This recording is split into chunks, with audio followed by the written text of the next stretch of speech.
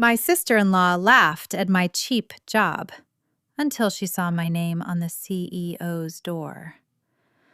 My sister-in-law laughed in front of the entire family when I told her I worked in customer support for a tech company, calling it a dead-end job for someone who married up.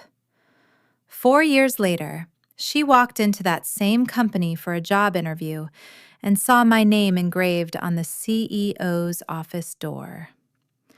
If you enjoy stories where the person everyone underestimated turns out to be the one signing the checks, hit subscribe because this channel is full of them.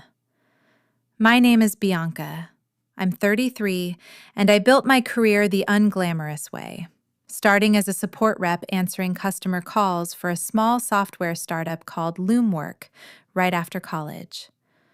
My father, Desmond, worked as an electrician his whole life and always told me, "Nobody needs to know how much you're worth until you're ready to show them, mija." I took that to heart more than I realized.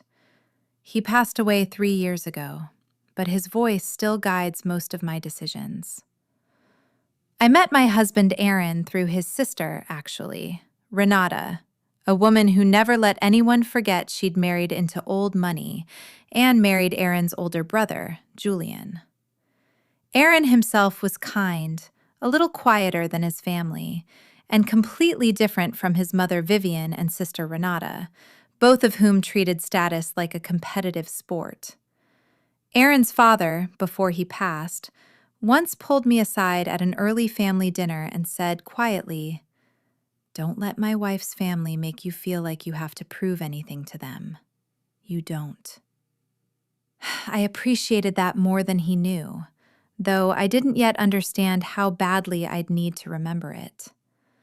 For the first year, things felt manageable. Renata was cool toward me, but not outright cruel. That changed the first time I mentioned my job at a family gathering. "I work in customer support for a software company," I said, keeping it simple, the way I always had, even though by then I'd actually been promoted to head of customer operations, overseeing a growing team. Renata laughed, actually laughed, mid-sip of wine.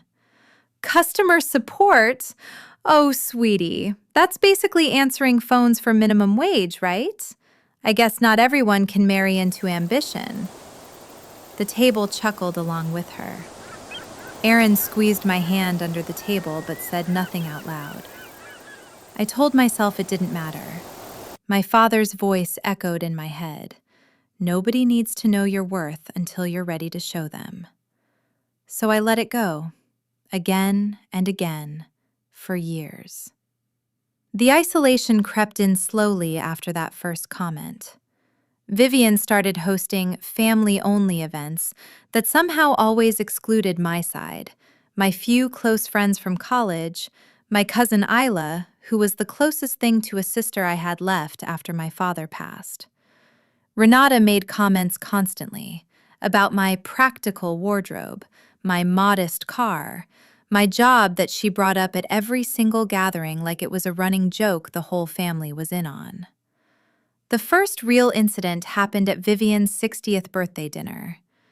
Renata stood to give a toast and, mid-speech, turned it into a joke about Aaron settling for someone in customer service, while Julian had married up properly. The whole table laughed except Aaron, who stared at his plate, silent. I sat there, humiliated in front of 15 people, and said absolutely nothing. That night, in the car, I finally told Aaron how much it hurt, hearing his sister mock my career in front of his entire family, year after year. He sighed, tired, like I was the exhausting one. "She's just like that with everyone. Don't take it personally." 2 days later, he brought home my favorite flowers and said, "Let's just move past it." That was the apology. Not sorry for what happened. Sorry I hadn't let it go faster. That pattern repeated for years. A joke at my expense, my silence, a short apology-fueled calm that shrank every single time. Meanwhile, my actual career kept climbing, quietly, entirely separate from anything Aaron's family knew or cared to ask about. By year 3, I'd been promoted to Chief Operating Officer at Loomwork, which had grown from a scrappy 15-person startup into a company valued at nearly $40 million. I never mentioned the promotions at family dinners. I'd learned my lesson. Anything shared became ammunition. Then, this past January, everything changed because our founder and longtime CEO, Marcus, announced his retirement, effective in 90 days, and the board unanimously voted to promote me into the CEO role. The transition meant a full public announcement was coming. Press releases, a company-wide reveal, my name and photo attached to every official filing and public statement. No more quiet anonymity. For the first time in my career, my success was about to become impossible to hide, whether Aaron's family found out casually or not. That's when things at home started slipping in a way I hadn't expected. I came home late one evening, after finalizing the transition paperwork, and found Aaron on a call with Renata, phone on speaker while he searched for something in the garage. I wasn't trying to listen, but I heard my name. "She's getting some kind of promotion at that company," Aaron said, sounding almost apologetic about it. "I don't really understand what it means exactly." Renata's laugh crackled through the speaker. "Honestly, good for her, I guess. Someone's got to answer the phones at the top, too, right?" They both laughed. I stood frozen in the hallway. My actual title, the one I'd earned through 9 years of 18-hour days, reduced to a punchline my own husband didn't bother to correct. I didn't say anything that night. I just quietly finalized my plans for the public announcement, exactly as scheduled. The final incident happened 2 weeks before the official reveal. Renata called me directly, which she almost never did, asking if I could put in a good word for her at Loomwork, since she'd apparently just landed a second-round interview there for a marketing coordinator position, a role I later learned 3 levels below where I now sat. "I figured since you work there in some capacity," she said, barely bothering to hide her condescension, "maybe you could tell your manager I'm a great fit." I almost laughed out loud. Instead, I simply said, "Good luck with your interview, Renata," and let her believe whatever she wanted a little longer. I told Isla everything that week, finally letting the years of swallowed humiliation spill out over dinner. She didn't say I told you so. She just said, "Let her walk in blind. Some lessons only land when you see them coming, not when someone warns you." So I did. The public announcement went out 3 days before Renata's scheduled interview. My name and photo on every major industry publication covering Loomwork's leadership transition. My full title listed clearly: Bianca Reyes, Chief Executive Officer. Renata walked into that building for her interview without checking a single headline beforehand.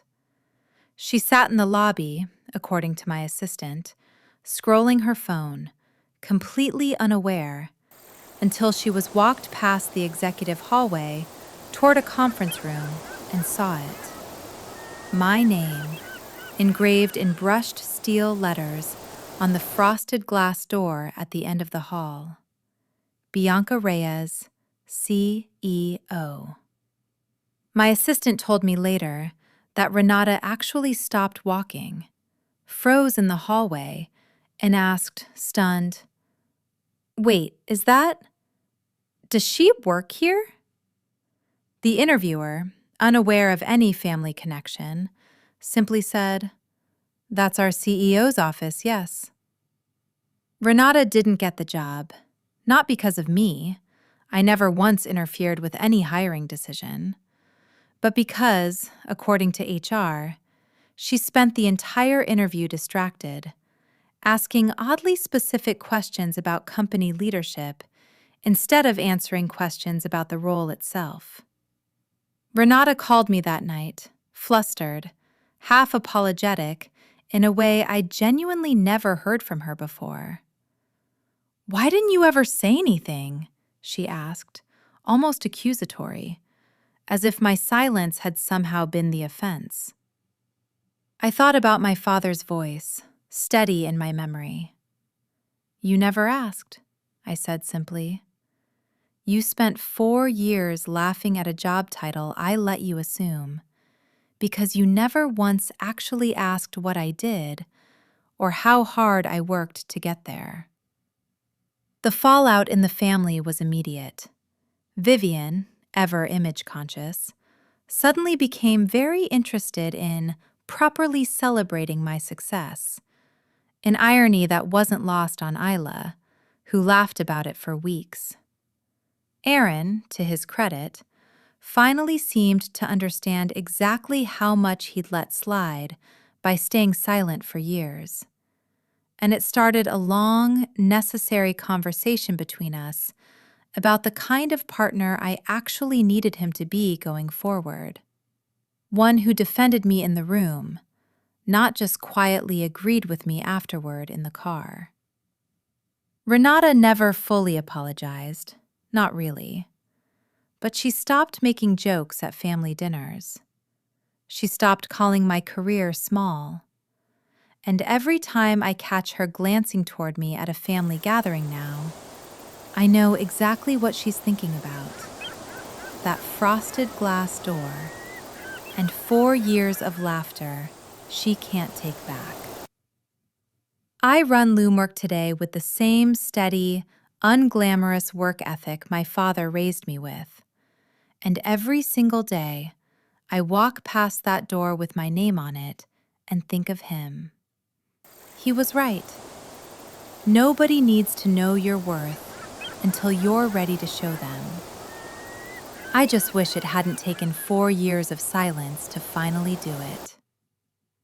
If this story hit home for you, hit subscribe, because next week, I'm telling you about the brother-in-law who mocked a woman's hobby baking business until he found out she'd been quietly supplying 3 of the city's top restaurants the entire time. You won't want to miss it.